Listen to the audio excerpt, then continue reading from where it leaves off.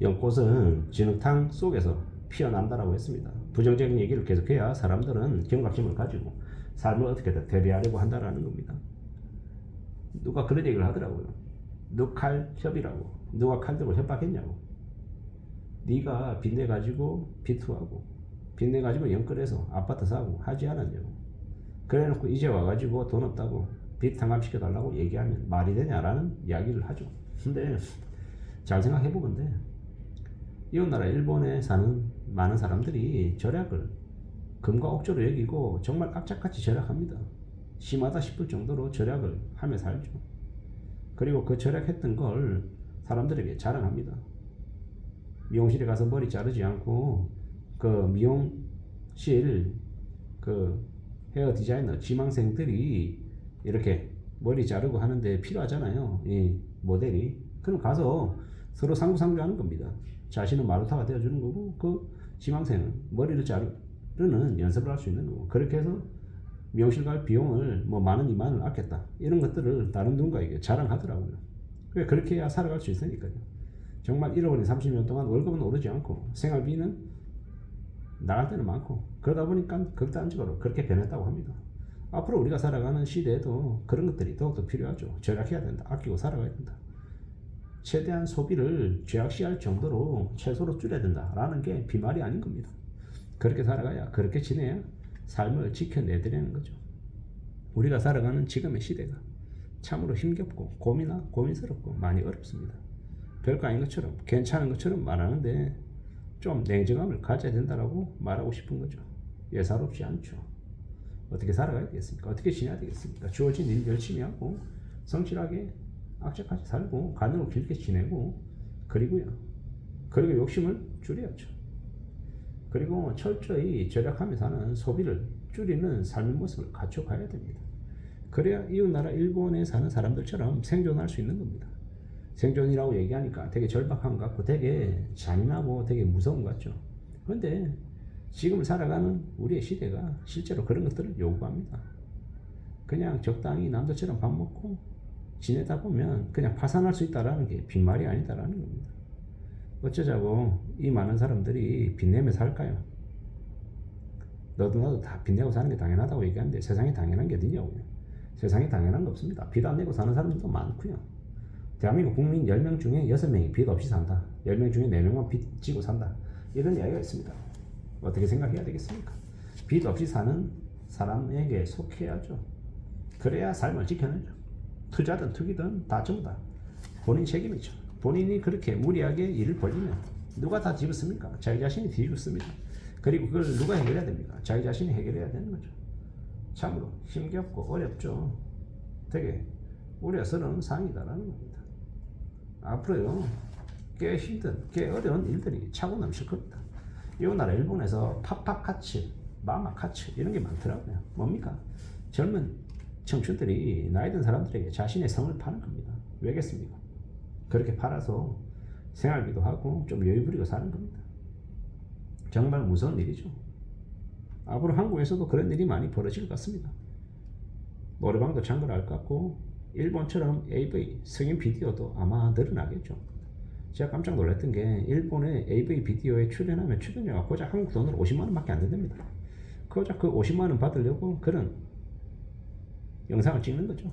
1시간, 2시간 동안 말입니다. 근데 잘 생각해 볼 건 왜 그렇게까지 됐냐라는 겁니다. 왜? 돈이 그들의 삶을 그렇게 바꾼 거죠. 빚지고 대출받으며 살면 인생이 되게 불행해진다라는 걸 그들은 몸소 겪은 겁니다.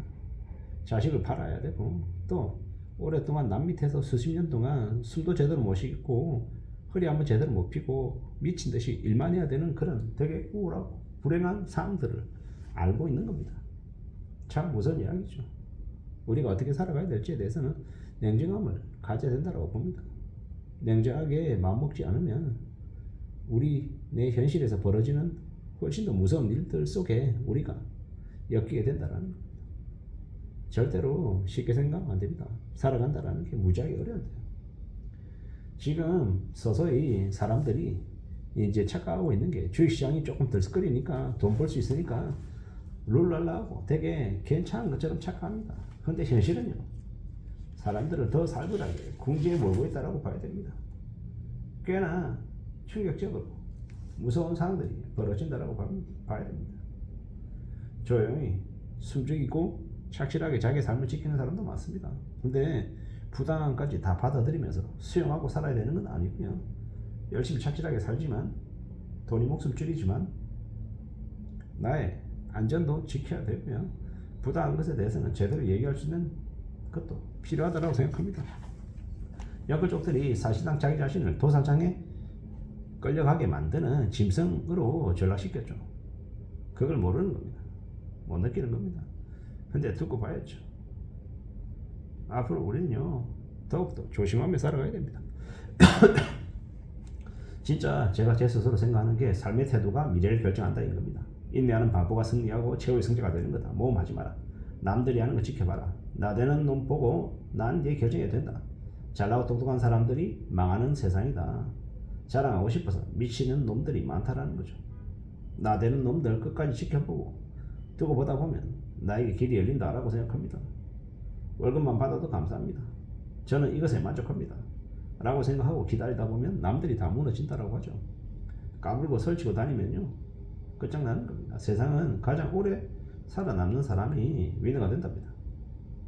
어딜 가든 오래 다니는 사람이 승진하고 어디 가든 미친 척 끝까지 있으면 내 세상이 되는 겁니다. 그런 삶의 자세로 인내하고 기다려보자라고 말하고 싶습니다. 나대는 사람, 역근한 사람들이 끝나는 겁니다. 인내하고 성실하고 부지런히 가늘고 굵게 시장 논리에 따라 남들이 다 말할 때같이 기다리는 사람들, 그런 사람들이 잘 되는 거랍니다. 눈물 나고 외로우면 뭐라고 얘기합니까? 버텨라고요.